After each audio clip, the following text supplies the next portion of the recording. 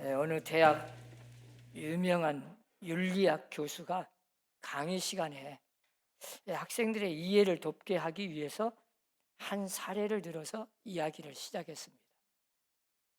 어느 부부가 있었는데 남편은 성병에 걸렸고 부인은 폐결핵으로 아주 고생을 하고 있다. 자녀가 4명이 있었는데 하나는 병들어서 얼마 전에 죽었고 3명이 남았는데 이 3명의 자녀마저 다 폐결핵 중증에 걸려서 곧 죽어갈 거다. 이런 와중에 이런 상황인데 부인이 또 임시를 했다. 그러면 어떻게 하면 좋겠냐? 각자 의견을 한번 이야기해봐라. 그러니까 어떤 똑똑한 학생 하나가 선뜻 대답합니다. 그건 당장 낙태시켜버려야죠. 그 상식 아닙니까? 그때 이 교수가 단호하게 대답하는 거예요. 자네는 방금 베토벤을 죽였네. 우리가 잘 아는 이 악성 베토벤이 바로 그렇게 해서 태어난 사람입니다. 여러분, 우리가 잘 아는 음악가 이 베토벤은 말년에 귀가 어두웠잖아요. 예? 음악가로서 작곡을 하는 사람으로서 자기가 작곡한 곡도 연주하는 소리를 들을 수가 없었어요. 예? 사람들이 자기가 작곡한 곡을 듣고 막 환호하면서 그렇게 사람들이 막 갈채를 보내고 그랬지만 정작 자기는 들을 수가 없어요. 그는 나중에 이렇게 고백합니다. 나는 이렇게 어두운 터널을 지나 고통을 넘어서서 밝은 기쁨을 볼 수가 있었다. 이 고난 속에서 나는 이 엄청난 기쁨을 맛볼 수가 있었다. 고난 없이 영광을 얻을 수 있겠습니까? 십자가 없이 부활의 영광이 있겠습니까? 신앙생활에 어찌 편한 길만 있겠습니까? 때로는 고난이 있고 힘든 속에서도 언제나 저 주님의 십자가의 고난 뒤에 부활이 있듯이 우리는 언제나 천국에 대한 소망을 가지고 세상을 살아가는 겁니다. 이 베토벤의 그 부모가 만일에 아이를 그냥 낙태하자 그러고 안 낳아버렸다면 베토벤이 태어나지 않았겠죠. 우리가 어떻게 베토벤의 유명한 곡을 들을 수 있겠어요? 이 한순간의 결정, 그 한 사건의 결정이 인간적으로 되느냐, 신앙 안에서 되느냐에 따라서 결과는 엄청나게 달라지죠. 미국의 존 F 케네디가 대통령으로 딱 당선되자마자 곧바로 그 선임 대통령인 아이젠하워를 방문했습니다. 예방을 했어요. 그 아이젠하워가 그 예방을 받고 첫 마디가 이런 말을 해요. 당신의 임무는 결단하는 것입니다. 대통령이 하는 일이 다른 사람 의견 다 듣고 모든 토론을 다 거치겠지만 마지막 결정은 당신이 하는 겁니다. 외롭게 고독하게 혼자 결정하는 겁니다. 뭐 누구 때문에 어쩔 수 없었네 이런 건 다 헛소리입니다. 최고의 지도자 리더자는 언제나 결정권 가진 자는 결정을 잘해야 돼요. 마지막 결단하고 그 결정을 내린 그 순간이 엄청난 결과를 초래하니까. 얼마 전에 러시아 대통령 푸틴이 결정을 내려서 우크라이나를 침공해갖고 전쟁을 일으켰습니다. 그 결정을 내린 사람이 누구겠어요? 한 나라의 푸틴이라는 대통령이 내렸어요. 그 결과가 어떻습니까? 얼마나 많은 사람의 목숨을 잃어갑니까? 전 세계가 지금 그냥 이슈거리가 되고, 아니 남의 나라 백성만 죽인 게 아니에요. 자기 나라 군인들, 자기 백성들 경제 제재로 인해서 엄청난 고통을 안겨주고 있잖아요. 한 사람의 결정이 이렇게 엄청나게 영향을 미치는 거죠. 이렇게 최고 지도자 한 사람의 결정이 얼마나 중요한지를 우리는 알아야 돼요. 한 가정의 가장이 내린 결단, 한 공동체의 리더자가 내린 결단, 한 나라의 최고의 지도자인 대통령이 내리는 결단은 얼마나 중요하겠어요. 나라의 운명이 달릴 수 있었죠. 오늘 본문 말씀은 아주 짧지만 우리가 생각해 보면 이 겟세마네 동산에서의 그 기도만큼 깊은 뜻을 가진 중요한 시간이고 사건이고 내용 아닙니까? 예수님은 그 거룩한 십자가 사건이 있기 전에 예수님께서는 겟세마네 동산에서 하나님 앞에 무릎을 꿇고 밤새도록 기도하셔서 모든 문제에 대해서 하나님과의 사이에서, 하나님과의 관계 속에서 최종 결정을 내립니다. 우리가 어떤 결정을 내릴 때 여러분은 어떻게 내립니까? 하나님 앞에 기도하고 하나님의 뜻을 묻고 하나님과의 사이에서 결단을 내립니까? 나의 원대로 마우시고 아버지의 원대로 하옵소서. 이게 겟세마네 동산에서의 기도가 아니겠습니까? 최종적으로 예수님은 하나님의 뜻에 복종하기로, 하나님의 뜻이 온 인류를 구원하는 그 방법이 십자가를 지는 것이라면 십자가를 지겠다고 결정을 내린 거 아닙니까? 이렇게 하나님 앞에 맡기는 그 순간에 이미 십자가 사건은 다 끝난 거예요. 아직 십자가를 지지 않았지만 이미 십자가 지고 죽기로 결심하고 이미 그 길을 가는 겁니다. 그리고 이제 오늘 본문의 말씀에 보니까 예수님께서는 예루살렘을 향하여 올라가기로 굳게 결심하시고, 그리고 그 죽음의 길 예루살렘을 향해서 나아가시잖아요. 바로 이 순간, 이 결단의 순간이 이제 그 남은 생애를 결정짓는 엄청난 중요한 순간이요. 그 다음에 흔들림 없이 그 길을 계속 나아가잖아요. 그런 거로 예루살렘을 향하여 올라가시기로 결심하는 바로 이 순간이야말로 얼마나 중요한 의미가 있는지 몰라요. 특별히 오늘 본문의 원문을 보면요, 예루살렘을 향하여 얼굴을 굳게 하셨다, 그런 뜻이거든요. 얼굴이 다 굳어졌어. 그 말이 뭔 말이겠어요? 저 예루살렘을 그 방향을 딱 쳐다보시면서 얼굴을 아주 굳게 하셨어. 근데 우리가 번역할 때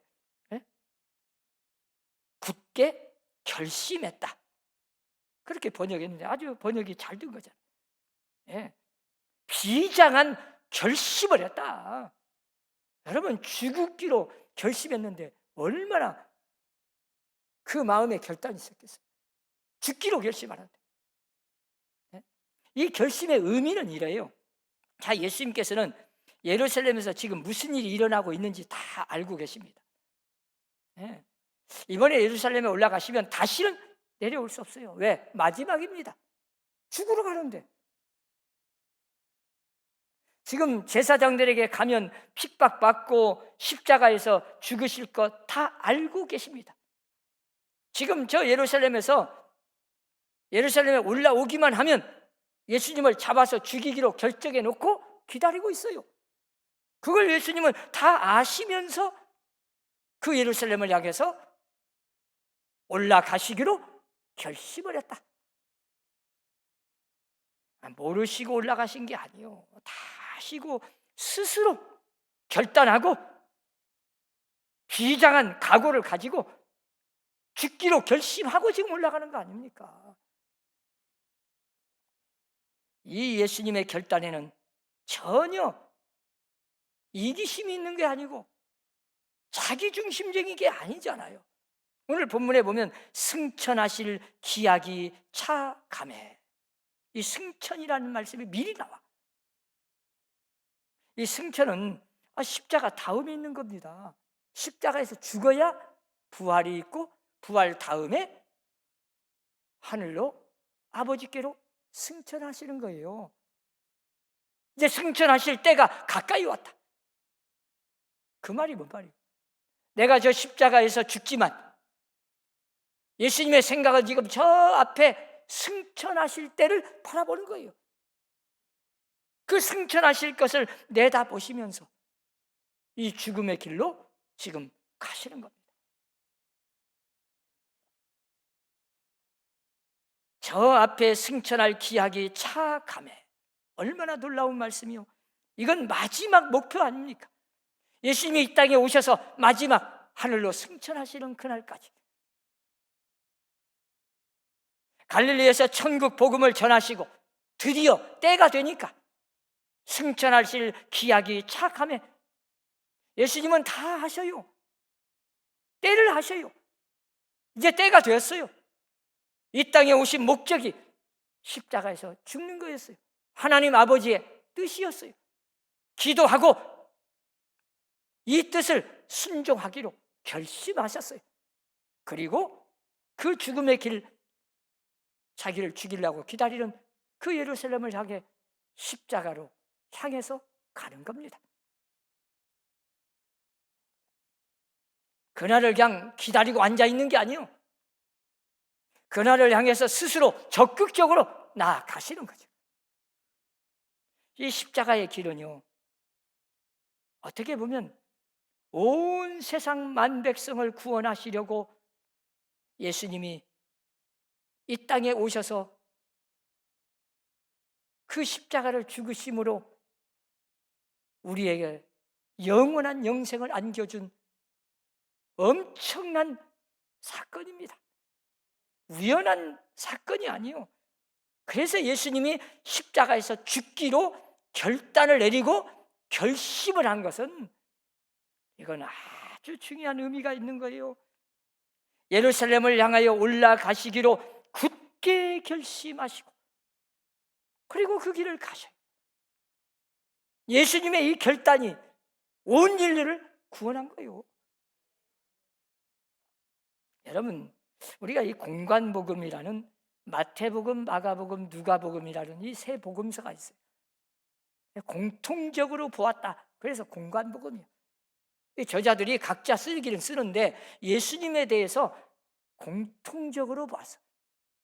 그러면 이 공관복음, 마태복음, 마가복음, 누가복음 전체의 총 주제, 중심이 뭐냐? 십자가입니다. 그런데 이 십자가 사건이 뭐냐? 우연한 일이 아니다. 예수님이 스스로 지시고 죽어 주신 거다. 그걸 알려주는 거예요. 그냥 돌발 사건이 아니에요. 예수님이 무지해서 몰라가지고 생긴 일이 아닙니다. 혹은 예수님이 무능해서 어쩔 수 없이 당한 사건이 아닙니다.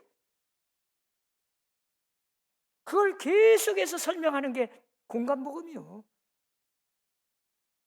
어떤 이단에서는 예수님께서는 십자가를 그냥 안 지시려고 애를 쓰시다가 33살에 그냥 십자가에서 어쩔 수 없이 죽어서 실패자다.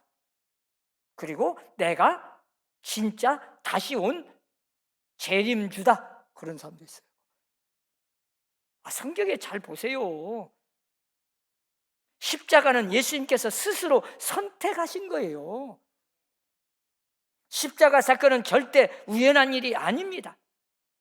그래서 요한복음에서 잘 보면 예수님이 십자가를 지시기 며칠 전에 죽은 지 나흘이나 된 나사로라는 사람을 저 무덤에 가서 살려내요.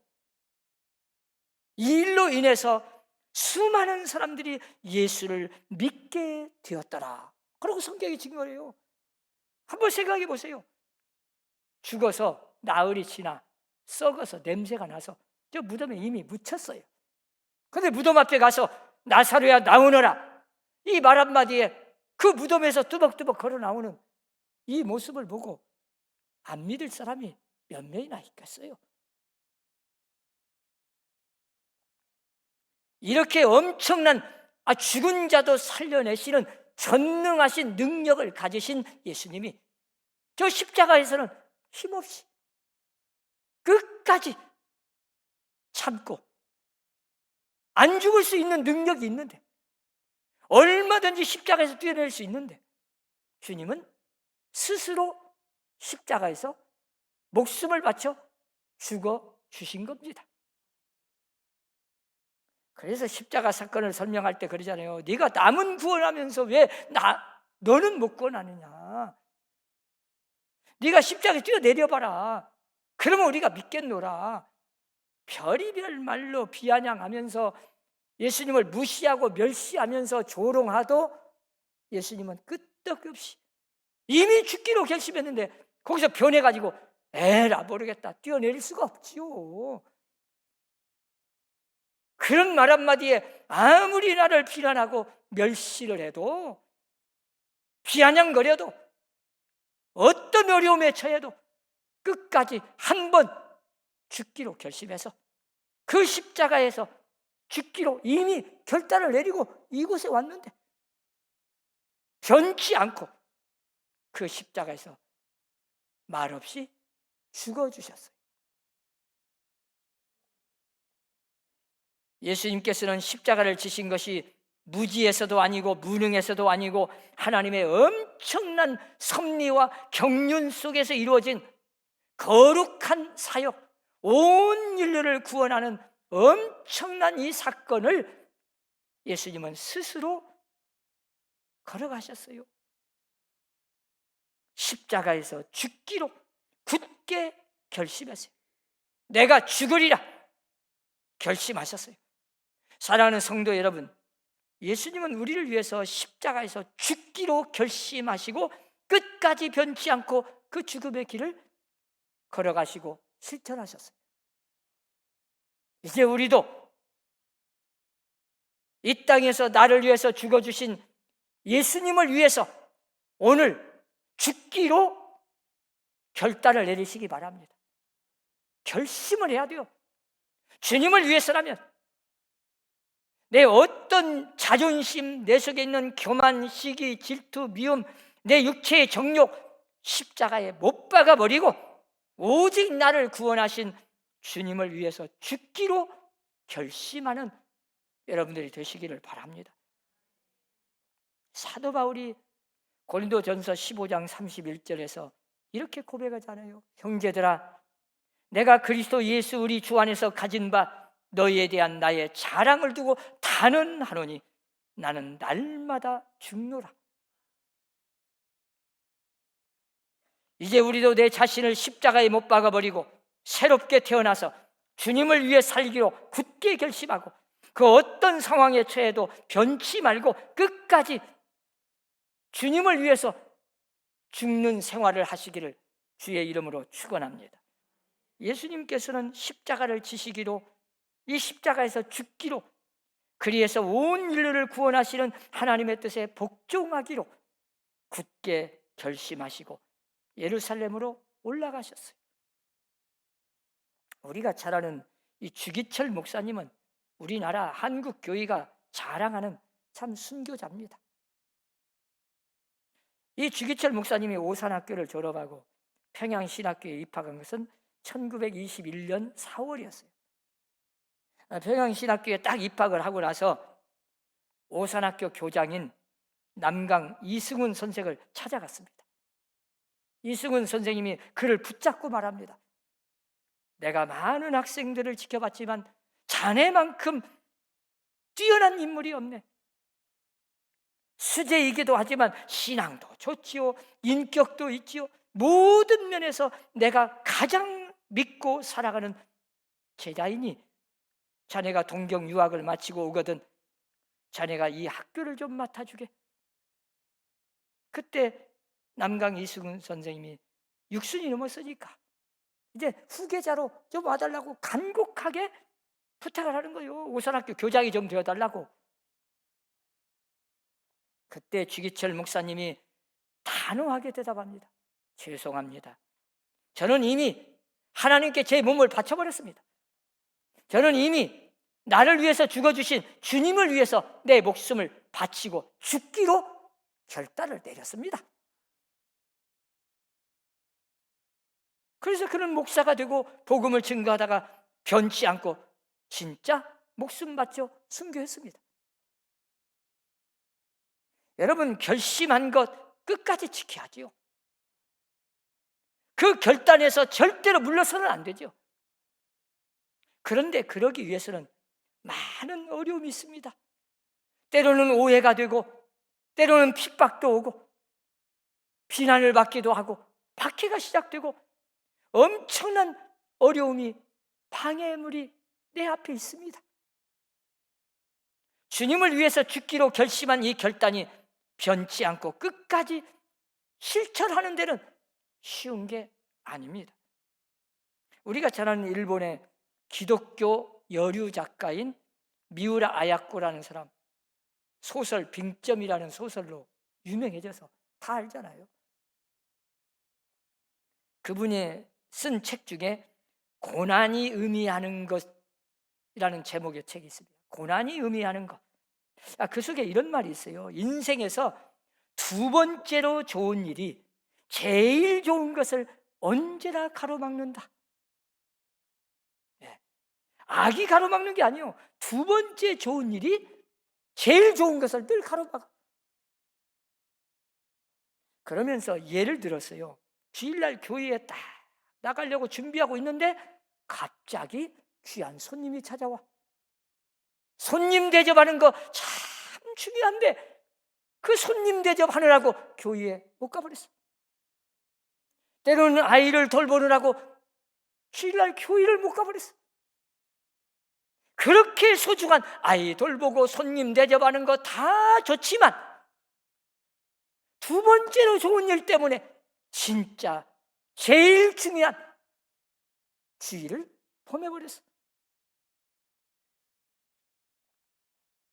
여러분, 최선의 길을 가는 사람은 모든 사람에게 다 좋게 할 수는 없죠.